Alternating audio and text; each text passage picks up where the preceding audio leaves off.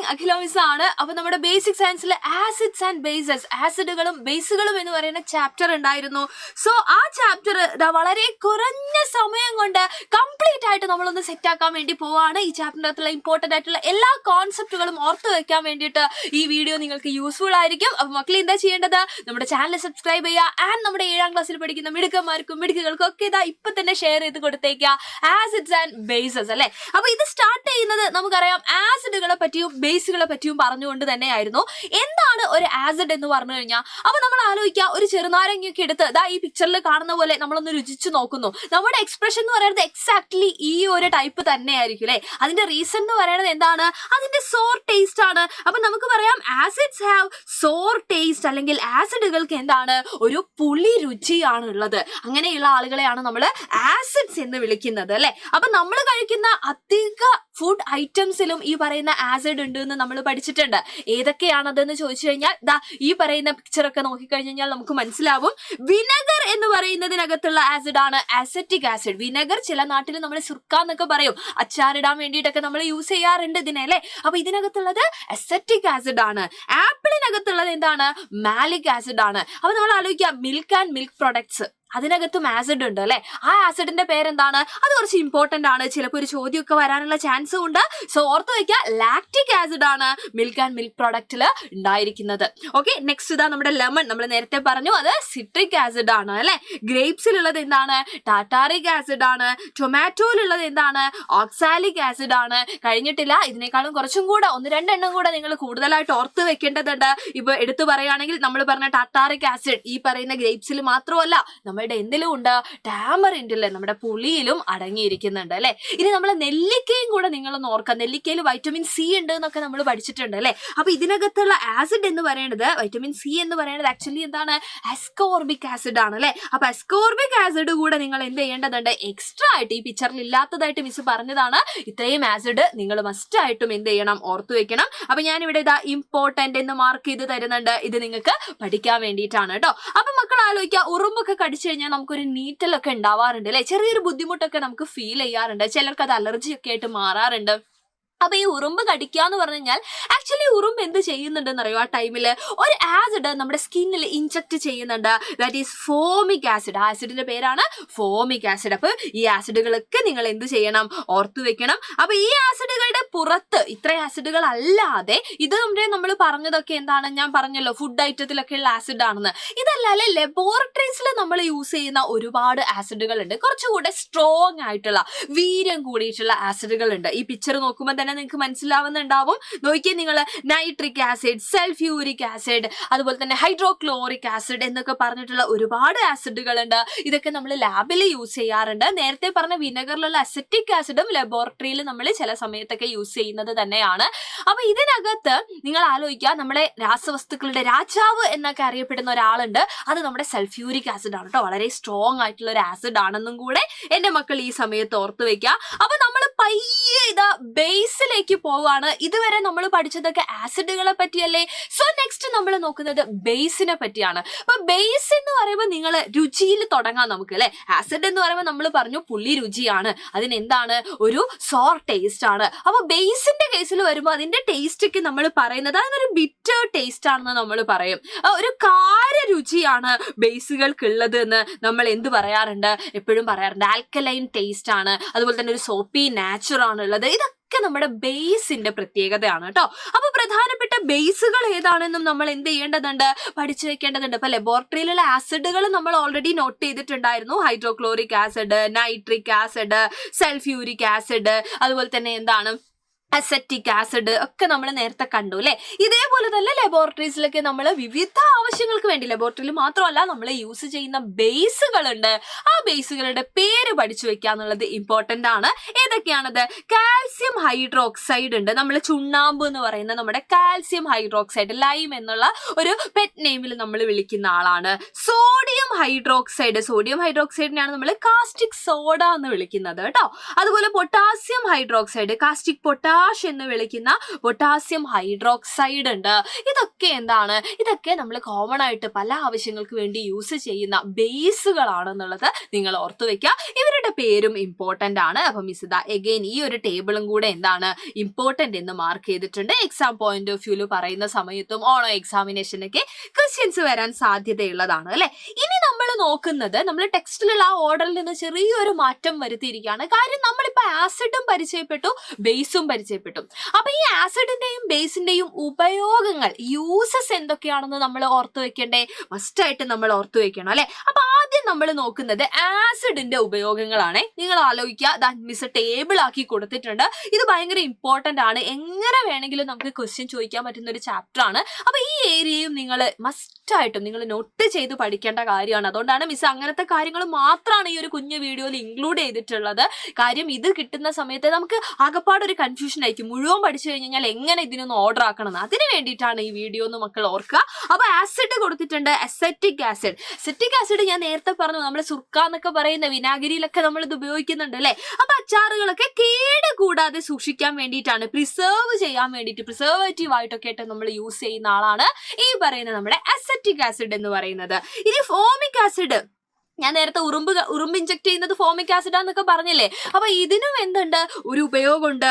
Rubber പാല് കട്ട പിടിക്കാൻ, കൊയാഗുലേറ്റിംഗ് റബ്ബർ ലാറ്റക്സ്. നിങ്ങൾക്ക് അറിയോ റിബ്ബർ ഷീറ്റ് ഒക്കെ ഉണക്കുന്നത് കണ്ടിട്ടുണ്ടോ നിങ്ങൾ എവിടെയെങ്കിലും? ആ റബ്ബർ ഷീറ്റ് ഒക്കെ ഉണ്ടാക്കുന്ന സമയത്ത് അത് കട്ട പിടിക്കാൻ വേണ്ടിയിട്ട് ആഡ് ചെയ്യുന്നതാണ് ഈ പറയുന്ന ഫോമിക് ആസിഡ് എന്ന് പറയുന്നത്. റബ്ബർ തോട്ടമുള്ളവരുടെ വീട്ടിലൊക്കെ ഇത് ശരിക്കും എന്ത് ചെയ്തിട്ടുണ്ടാവും, മേടിച്ചു വെച്ചിട്ടൊക്കെ ഉണ്ടാവും അല്ലെ. അടുത്ത നോക്കുക, സിട്രിക് ആസിഡ്. സിട്രിക് ആസിഡ് എന്താണ് സംഭവം? സിട്രിക് ആസിഡ് നമ്മൾ കണ്ടിട്ടുണ്ടായിരുന്നു നേരത്തെ ലെമണിലൊക്കെ ഉണ്ട് അല്ലെ. അതുകൊണ്ട് തന്നെ പലതരത്തിലുള്ള ഡ്രിങ്ക്സ് ഒക്കെ പ്രിപ്പയർ ചെയ്യാൻ വേണ്ടിയിട്ട് നമ്മൾ എന്ത് ചെയ്യാറുണ്ട്, സിട്രിക് ആസിഡ് യൂസ് ചെയ്യാറുണ്ട്. സൾഫ്യൂരിക് ആസിഡ് വളരെ സ്ട്രോങ് ആണെന്ന്, രാസവസ്തുക്കളുടെ രാജാവാണ്, കിങ് ആണെന്നൊക്കെ നമ്മൾ പറഞ്ഞു അല്ലെ. ഇപ്പൊ മോട്ടോർ വാഹനങ്ങളിലും ബാറ്ററിയിലും അതുപോലെ തന്നെ രാസവള നിർമ്മാണത്തിനും, automobile batteries and for the manufacture of chemical fertilisers, ഇതിനൊക്കെ യൂസ് ചെയ്യുന്ന ആളാണ് എന്താ, സൾഫ്യൂരിക് ആസിഡ് എന്ന് പറയുന്നത്. രണ്ടുപേരെയും കൂടെ എന്റെ മക്കൾ ഒന്ന് ഓർത്ത് വെക്കണം. ടാനിക് ആസിഡ് ഉണ്ട് നമുക്ക്. ടാനിക് ആസിഡ് എന്തിനു വേണ്ടിയിട്ടാണ്? തുകൽ മഷി അല്ലെ, for the manufacture of leather and ink. Leather ഫാക്ടറീസിൽ അതുപോലെ തന്നെ ഇങ്കിന്റെ പ്രൊഡക്ഷൻ, ഇവിടെയൊക്കെ യൂസ് ചെയ്യുന്നതാണ് ടാനിക് ആസിഡ് എന്ന് പറയുന്നത്. ആൻഡ് ഫൈനലി നമ്മുടെ കാർബോണിക് ആസിഡ്. കാർബോണിക് ആസിഡ് നിങ്ങൾക്ക് ഓർമ്മ ഉണ്ടാവും, കാർബണേറ്റഡ് ഡ്രിങ്ക്സ് എന്നൊക്കെ നമ്മൾ പറയാറുണ്ട് അല്ലെ. സോ സോഡ വാട്ടർ അല്ലെങ്കിൽ ശീതള പാനീയങ്ങൾ, സോഫ്റ്റ് ഡ്രിങ്ക്സ് ഒക്കെ ഇല്ലേ, എയറേറ്റഡ് ഡ്രിങ്ക്സ്, സോഫ്റ്റ് ഡ്രിങ്ക്സ് ഒക്കെ ഇല്ലേ, ഇതൊക്കെ ഉണ്ടാക്കാൻ വേണ്ടിയിട്ട് യൂസ് ചെയ്യുന്നതാണ് എന്താ, നമ്മുടെ കാർബോണിക് ആസിഡ് എന്ന് പറയുന്ന ആസിഡ്. അപ്പൊ ഇത്രയും കാര്യങ്ങൾ ആസിഡിന്റെ ഭാഗത്ത് ഓർക്കുക. അങ്ങനെയാണെങ്കിൽ ബേസിന്റെയും കൂടെ യൂസസ് നമ്മൾ പഠിക്കേണ്ടേ. ആസിഡ് മാത്രം പഠിച്ചിട്ട് കാര്യമുണ്ടോ? കാര്യമില്ല. ബേസ് ആയിരിക്കും ചിലപ്പോൾ നമുക്ക് എക്സാമിന് ചോദിക്കുന്നുണ്ടാവുക അല്ലെ. അപ്പൊ അതും ഇമ്പോർട്ടന്റ് ആണ്. അപ്പൊ അവിടെ ഇതാ നോക്കിക്കോളൂ നിങ്ങൾ, കാൽസ്യം ഹൈഡ്രോക്സൈഡ് എന്ന് പറയുന്ന ആളെ നമ്മൾ എവിടെ യൂസ് ചെയ്യുന്നു? Glass manufacturing to reduce acidity of soil അല്ലെ. ഗ്ലാസിന്റെ നിർമ്മാണത്തിന് ഉപയോഗിക്കാറുണ്ട്. അല്ലാതെ തന്നെ നമ്മൾ മണ്ണില് കൃഷിയൊക്കെ ചെയ്യുന്ന സമയത്ത് നമ്മൾ ഇട്ട് കൊടുക്കും. കാര്യം മണ്ണിന് അസിഡിറ്റി കൂടുതലാണെങ്കിൽ മര്യാദയ്ക്ക് ചെടികളൊന്നും വളരില്ല. അപ്പൊ അത് ന്യൂട്രലൈസ് ചെയ്യാൻ വേണ്ടി ആഡ് ചെയ്യുന്ന ബേസ് ആണ് ഈ പറയുന്ന നമ്മുടെ കാൽസ്യം ഹൈഡ്രോക്സൈഡ് എന്ന് പറയുന്നത്. ആൻഡ് അടുത്ത ഒരാള് സോഡിയം ഹൈഡ്രോക്സൈഡ് ആണ്. സോഡിയം ഹൈഡ്രോക്സൈഡ് നിങ്ങൾ തന്നെ നമ്മുടെ ടെക്സ്റ്റ് ബുക്കിൽ ഒരു ആക്ടിവിറ്റി നിങ്ങൾ കണ്ടിട്ടുണ്ടാവും, സോപ്പ് നിർമ്മാണം അല്ലെ. അപ്പൊ സോപ്പ് നിർമ്മാണത്തിലൊക്കെ നമ്മൾ മെയിൻ ആയിട്ട് ഉപയോഗിക്കുന്ന ആളാണ് സോഡിയം ഹൈഡ്രോക്സൈഡ്. ഇതല്ലാതെ പേപ്പറും റയോണും ഒക്കെ ഉണ്ടാക്കാനായിട്ട് നമ്മൾ എന്ത് യൂസ് ചെയ്യാറുണ്ട്?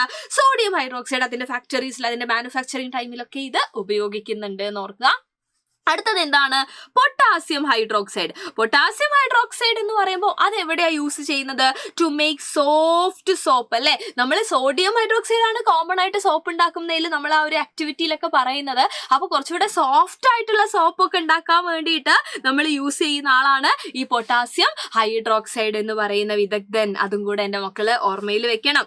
And finally aluminium hydroxide and magnesium hydroxide. Aluminium ഹൈഡ്രോക്സൈഡും മെഗ്നീഷ്യം ഹൈഡ്രോക്സൈഡും, ഈ ഹൈഡ്രോക്സൈഡ് ഗ്രൂപ്പ് ഒക്കെ ഈ പേരൊക്കെ നോക്കുമ്പോൾ നിങ്ങൾ ശ്രദ്ധിച്ചിട്ടുണ്ടാവും ആ കാര്യം. Hydroxide hydroxide hydroxide. അപ്പൊ ഈ ഹൈഡ്രോക്സൈഡുകാരെല്ലാവരും എന്ത് തന്നെയാണ്? ഇവിടെ പഠിക്കുന്നവരെല്ലാവരും ബേസുകളാണ് അല്ലെ. അപ്പൊ ഈ ലാസ്റ്റ് പറഞ്ഞ ആൾക്കാരെ നമ്മൾ മെഡിസിൻ പർപ്പസിനൊക്കെയാണ് എന്ത് ചെയ്യുന്നത്? യൂസ് ചെയ്യുന്നത്. അപ്പൊ പല രീതിയിൽ ബേസുകളും നമുക്ക് എന്ത് ചെയ്യുന്നുണ്ട്? നമ്മൾ ഉപയോഗിക്കുന്നുണ്ട്. ഫോർ എക്സാമ്പിൾ നിങ്ങൾ ആലോചിച്ച് നോക്കുക, നമ്മൾ ഭക്ഷണമൊക്കെ കഴിച്ചില്ലെങ്കിൽ ചില ആളുകൾക്ക് അസിഡിറ്റി വന്നു എന്നൊക്കെ പറയും അല്ലെ, നെഞ്ചരിച്ചിലുണ്ടായി എന്നൊക്കെ പറയും. കാര്യം നമ്മുടെ ആമാശയത്തിൽ, നമ്മുടെ സ്റ്റൊമക്കിൽ ഒരു ആസിഡ് ഉണ്ട്. നമുക്കറിയില്ല അത് ഹൈഡ്രോക്ലോറിക് ആസിഡ് ഉൽപ്പാദിപ്പിക്കുന്ന കാര്യം നമ്മുടെ ഫുഡിനൊക്കെ ഡൈജസ്റ്റ് ചെയ്യാൻ വേണ്ടിയിട്ടാ. പക്ഷെ നമ്മൾ കറക്റ്റ് ഫുഡ് കഴിച്ചിട്ടില്ലെങ്കിൽ ഈ ആസിഡ് നമ്മുടെ വാൾസ് സ്റ്റൊമക്കിന്റെ വാൾസിനൊക്കെ പോയിട്ട് അറ്റാക്ക് ചെയ്യും. അങ്ങനെയാണ് നമുക്ക് ഈ പറയുന്ന അസിഡിറ്റി, നെഞ്ചെരിച്ചിൽ, അൾസറിലേക്കൊക്കെ അത് പോകുന്നത് അല്ലെ. അപ്പൊ ഈ അസിഡിറ്റി റെഡ്യൂസ് ചെയ്യാൻ വേണ്ടിയിട്ട് ഡോക്ടറിന്റെ അടുത്ത് പോയാലുണ്ടല്ലോ, ഡോക്ടർ ഒരു മരുന്ന് എഴുതി തരും. ആ മരുന്ന് ആക്ച്വലി എന്ത് സ്വഭാവമുള്ള ആൾക്കാരായിരിക്കും? ബേസിക് സ്വഭാവമുള്ള ആൾക്കാരായിരിക്കും. കാര്യം ബേസിക് സ്വഭാവമുള്ള ആൾക്കാരാണെങ്കിൽ, ബേസിക് ആയിട്ടുള്ള നാച്ചുറൽ ആൾക്കാരാണെങ്കിൽ മാത്രമേ നമ്മുടെ ആസിഡിന്, എക്സ്ട്രാ ഉള്ള ആസിഡിനെ അതിന് എന്ത് ചെയ്യാൻ പറ്റുള്ളൂ? ന്യൂട്രലൈസ് ചെയ്യാന്ന് പറയും നമ്മൾ, നിർവീര്യമാക്കുക, അതിന്റെ ഗുണം ഇല്ലാതാക്കാൻ വേണ്ടിയിട്ട് പറ്റുള്ളൂ. അപ്പൊ ആന്റാസിഡ് എന്നാണ് ആ മരുന്നിന് നമ്മൾ പറയാ, ഡോക്ടർ എഴുതുന്ന മരുന്നിന് നമ്മൾ പറയാ. എക്സ്ട്രാ റീഡിംഗ് ഒക്കെ ആയിട്ട് നമ്മുടെ ടെക്സ്റ്റ് ബുക്കിൽ ഈ കാര്യം എന്ത് ചെയ്തിട്ടുണ്ട്? പറഞ്ഞിട്ടുണ്ട് അല്ലെ. അപ്പൊ ഇതുവരെ നമ്മൾ ഡിസ്കസ് ചെയ്തത് എല്ലാം ആസിഡുകളെ പറ്റിയും ബേസുകളെ പറ്റിയും ആയിരുന്നു. അപ്പൊ നമ്മൾ അതിന്റെ ടേസ്റ്റ് വരെ പറഞ്ഞു. പക്ഷെ എന്റെ മക്കൾ ആലോചിച്ച് നോക്കിയേ, എല്ലാം നമുക്ക് ഇങ്ങനെ ടേസ്റ്റ് ചെയ്ത് നോക്കാനായിട്ട് പറ്റുമോ? എല്ലാം രുചിച്ച് നോക്കിയിട്ട് നമുക്ക് അത് ആസിഡ് ആണോ ബേസ് ആണോ എന്ന് പറയാൻ പറ്റുമോ? ഇറ്റ്സ് നോട്ട് പോസിബിൾ അല്ലെ. ഇപ്പൊ ആസിഡിന്റെ കാര്യം നോക്കുക നിങ്ങൾ, നമ്മൾ അതൊക്കെ രുചിക്കാന്ന് പറഞ്ഞു കഴിഞ്ഞാൽ ഈ വീര്യം കൂടി ആസിഡ് ഒക്കെ ആണെങ്കിൽ പൊള്ളി നമ്മുടെ കാര്യം തീരുമാനമാവുന്നതാണ് അല്ലെ. നമ്മുടെ ജീവൻ അതോടുകൂടി തീരുമാനമാവും. അങ്ങനെ ചെയ്യാൻ പറ്റുമോ? ഇല്ല. അപ്പൊ നമുക്ക് തന്നിരിക്കുന്ന ഒരു സബ്സ്റ്റൻസ് ആസിഡ് ആണോ ബേസ് ആണോ എന്ന് എങ്ങനെ നമുക്ക് തിരിച്ചറിയാൻ പറ്റും? അത് തിരിച്ചറിയാൻ വേണ്ടിയിട്ടാണ് നമ്മൾ എന്ത് യൂസ് ചെയ്യുന്നത്? ഇൻഡിക്കേറ്റേഴ്സ് അഥവാ സൂചകങ്ങൾ നമ്മൾ യൂസ് ചെയ്യുന്നത്. അപ്പൊ ഇൻഡിക്കേറ്റേഴ്സ് അഥവാ സൂചകങ്ങളിൽ ആദ്യം നമ്മൾ ഡിസ്കസ് ചെയ്യാൻ പോകുന്നത് ലിറ്റ്മസിനെ പറ്റിയാണ്. ലിറ്റ്മസ് എന്ന് പറയുന്നത് നാച്ചുറൽ ആയിട്ടുള്ള ഒരു ഇൻഡിക്കേറ്റർ ആണെന്ന് നമുക്കറിയാം. അതേപോലെ തന്നെ ടെർമറിക്കും നാച്ചുറൽ ഇൻഡിക്കേറ്റർ തന്നെയാണ്. അപ്പൊ ലിറ്റ്മസ് പേപ്പർ നോക്കുന്ന സമയത്ത് നമുക്ക് റെഡ് ലിറ്റ്മസ് പേപ്പറും ഉണ്ട്, ബ്ലൂ ലിറ്റ്മസ് പേപ്പറും ഉണ്ട് അല്ലെ. അപ്പൊ കൃത്യമായിട്ട് ഓർത്തു വയ്ക്കുക, ലൈക്കനിൽ നിന്നൊക്കെയാണ് നമ്മൾ ഈ ലിറ്റ്മസിനെ എന്ത് ചെയ്യുന്നത്? പ്രിപ്പയർ ചെയ്യുന്നത്. അപ്പോ ഒരു ആസിഡിനകത്ത് ലിറ്റ്മസിന്റെ കളർ എന്താന്ന് ചോദിച്ചു കഴിഞ്ഞാൽ നമ്മൾ പറയണം yes, blue litmus turns red അല്ലെ. അതായത് റെഡ് കളർ ആയിട്ട് മാറുന്നുണ്ടെങ്കിൽ അത് ഏതാണ്? ആസിഡ് ആണ്. നമ്മളൊരു ആസിഡിൽ ഡിപ്പ് ചെയ്ത് കഴിഞ്ഞു കഴിഞ്ഞാൽ ലിറ്റ്മസ് പേപ്പറിന്റെ കളർ എന്ന് പറയുന്നത് റെഡ് ആയിരിക്കും. ഡി റെഡ് ആയിരിക്കും. ആസിഡ് ഡി, റെഡ് ഡി അല്ലെ. ഇപ്പൊ ഡി ഓർക്കാൻ നിങ്ങൾ. അപ്പൊ ബേസിലേക്ക് വരുമ്പോഴോ, ബേസിലേക്ക് വരുന്ന സമയത്ത് നിങ്ങൾ കണ്ടോ റെഡ് ലിറ്റ്മസ് ടേൺസ് ബ്ലൂ അല്ലെ. അതായത് ബേസിലെ ലിറ്റ്മസ് പേപ്പറിന്റെ കളർ എന്ന് പറയുന്നത് എന്താണ്? ബ്ലൂ ആണ്. ബി ബേസിലെ ലിറ്റ്മസ് പേപ്പറിന്റെ കളർ ബ്ലൂ ആണ്. ആസിഡിലെ ലിറ്റ്മസ് പേപ്പറിന്റെ കളർ എന്താണ്? റെഡ് ആണ്. അത് കൃത്യമായിട്ട് ഓർത്തു വയ്ക്കുക. ഇനി ഇതേപോലെ നമ്മുടെ ടെർമറിക്കിന്റെ കാര്യം പറയുകയാണെങ്കിൽ, ടെർമറിക്കിന്റെ പ്രത്യേകത നിങ്ങൾക്കറിയാം, നമ്മൾ കറിയിലൊക്കെ യൂസ് ചെയ്യുന്ന ആളാണ് ഈ മഞ്ഞപ്പൊടി അല്ലെ. മഞ്ഞപ്പൊടി ആയിട്ടുള്ള ഡ്രസ്സൊക്കെ വാഷ് ചെയ്യുന്ന ആളുകൾക്ക്, ഇല്ലെങ്കിൽ പാരന്റ്സിനോടൊന്ന് ചോദിച്ചു നോക്ക്, അതിനകത്ത് സോപ്പ് ഒന്ന് ഉരയ്ക്കുമ്പോഴത്തേക്ക് അതിന്റെ കളർ നല്ല റെഡ് ആയിട്ട് മാറും. ബിക്കോസ് സോപ്പ് ഒരു ബേസ് അല്ലേ. അപ്പൊ ബേസിൽ നമ്മുടെ ടെർമറിക്കിന്റെ കളർ എന്ന് പറയുന്നത് എന്തായിരിക്കും? റെഡ് കളർ ആയിരിക്കും. ആസിഡിൽ അത് യെല്ലോ ആയിട്ട് തന്നെ ഇരിക്കും അല്ലെ. പക്ഷെ ബേസിൽ കളർ ഉണ്ട്. ബേസിൽ എന്താണ് കളർ?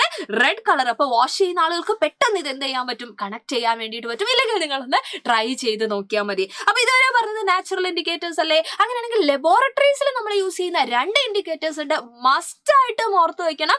ഒരെണ്ണം നമ്മുടെ ഫിനോഫ്തലിൻ ആണ്. ഫിനോഫ്തലിന്റെ പ്രത്യേകത എന്താ? വലിയ പേരൊക്കെ ആണെങ്കിലും പഠിക്കാൻ എളുപ്പമാണ്. ഫിനോഫ്തലിന്റെ പ്രത്യേകത, ആസിഡിൽ നിങ്ങൾ 1-2 ഡ്രോപ്പ് ഫിനോഫ്തലിൻ ആഡ് ചെയ്ത് കഴിഞ്ഞു കഴിഞ്ഞാൽ അതിന് എന്തുണ്ടാവില്ല? പ്രത്യേകിച്ച് കളർ ഒന്നുമില്ല. ഇറ്റ് വിൽ ബി കളർലെസ് എന്ന് നമുക്ക് പറയാം. നിറമില്ല അല്ലെ. ആസിഡിൽ ഫിനോഫ്തലിൻ ആയി കഴിഞ്ഞാൽ കളർ ഇല്ല.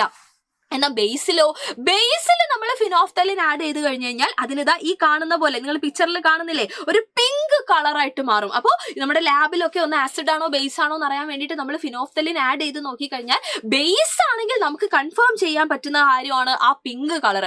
ആസിഡിൽ പക്ഷെ ഫിനോഫ്തലിൻ എന്തില്ലാടാ? കളർലെസ് ആണ് അല്ലെ. ഇനി മിഥൈൽ ഓറഞ്ചിലേക്ക് വരുന്ന സമയത്ത് മക്കൾ ശ്രദ്ധിക്കുക, മിഥൈൽ ഓറഞ്ചിന്റെ പ്രത്യേകത, ആസിഡിൽ അതിന് റെഡ് കളർ തന്നെയാണ്. ഓർക്കാൻ എളുപ്പമാണ്. നിങ്ങൾ നേരത്തെ ലിറ്റ്മസ് പേപ്പർ പഠിച്ചപ്പോൾ നമ്മൾ പറഞ്ഞു ഡി ആസിഡിൽ റെഡ് ആയിട്ട് തന്നെ ഇരിക്കുന്നുണ്ട്. പക്ഷേ ബേസിൽ മക്കളെ ഓർക്കണേ, ബേസിൽ നമ്മുടെ മിഥൈൽ ഓറഞ്ചിന്റെ കളർ എന്ന് പറയുന്നത്, മിക്സ് ഇവിടെ വിത്ത് പിക്ചർ ആണ് കൊടുത്തിരിക്കുന്നത്, ഓർത്ത് വെക്കാൻ വേണ്ടിയിട്ടാണ്. യെല്ലോ കളറാണ് മിഥൈൽ ഓറഞ്ചിന്. ബേസിൽ എന്താണ് കളറ്? യെല്ലോ കളറാണ്. അപ്പൊ നമ്മൾ നേരത്തെ പറഞ്ഞിരുന്ന നമ്മളുടെ ടെർമറിക് ഇല്ലേ, ടെർമറിക്കിന്റെ നേരെ ഓപ്പോസിറ്റ്, മഞ്ഞളിന്റെ നേരെ ഓപ്പോസിറ്റ് ആണ്, മഞ്ഞളിന്റെ ഓപ്പോസിറ്റ് ആണ് മിഥൈൽ ഓറഞ്ച് എന്ന് വേണമെങ്കിൽ നിങ്ങൾക്ക് അങ്ങനെയും ഓർക്കാം. കാര്യം ആസിഡിൽ റെഡ് കളർ ആണെങ്കിൽ ബേസിൽ അതിന്റെ കളർ എന്താണ്? യെല്ലോ കളർ ആണ് എന്നുള്ള കാര്യം മറന്നു പോവാതിരിക്കുക. ഇത്രയാണ് ഇൻഡിക്കേറ്റേഴ്സിൽ വരുന്നത്. ആൻഡ് ഫൈനലി നമുക്ക് വരുന്ന ടോപ്പിക് എന്ന് പറയുന്നത് ആസിഡ്സ് ആൻഡ് മെറ്റൽസ്. ആസിഡുകളും ലോഹങ്ങളും ആയിരുന്നു അല്ലെ. നമുക്കറിയാം ആസിഡും മെറ്റലും തമ്മിൽ റിയാക്ട് ചെയ്ത് കഴിഞ്ഞ് കഴിഞ്ഞാൽ കണ്ടോ നിങ്ങൾ, ഒരു ബബിൾസ് വരുന്നുണ്ട് അല്ലെ. ആ ബബിൾസ് എന്ന് പറയുന്നത് ആരാണ്? കൃത്യമായിട്ട് ഓർത്തു വയ്ക്കാൻ മറക്കരുത്. That is hydrogen. അപ്പൊ ഹൈഡ്രജന്റെ ഒരു പ്രത്യേകത എന്താണ്? കത്തുന്ന വാതകം, ഹൈലി ഫ്ലെയിമബിൾ ആയിട്ടുള്ള ഗ്യാസ് ആണ് ആര്? നമ്മുടെ ഹൈഡ്രജൻ എന്ന് പറയുന്നത്. കണ്ടോ, ഹൈഡ്രജൻ ഒക്കെ ടെസ്റ്റ് ചെയ്യുന്ന സമയത്ത് നമുക്കൊരു പോപ്പ് സൗണ്ട്, ഒരു ടോ സൗണ്ടോട് കൂടിയിട്ട് കത്തുന്ന വാതകം എന്നാണ് നമ്മൾ ഹൈഡ്രജനെ വിളിക്കുക? പോപ്പ് സൗണ്ട്, POP, പോപ്പ് ഇല്ലേടാ നമ്മുടെ പോപ്പ്. അപ്പൊ പോപ്പ് സൗണ്ടോട് കൂടി കത്തുന്ന വാതകമാണ് ആക്ച്വലി എന്ത്? ഹൈഡ്രജൻ. അപ്പൊ ആസിഡും മെറ്റലും, ആസിഡും ലോഹം എന്ന് പറയുമ്പോൾ ഏത് ലോഹം വേണമെങ്കിലും ആവാം അല്ലെ, അത് തമ്മിൽ റിയാക്ട് ചെയ്യുന്ന സമയത്ത് ഉണ്ടാവുന്ന വാതകം ഏതാന്ന് ഒരു ചോദ്യം വന്നു കഴിഞ്ഞാൽ നമ്മൾ പറയണം അത് ഏത് വാതകമാണ്? അത് നമ്മുടെ ഹൈഡ്രജൻ വാതകമാണ്.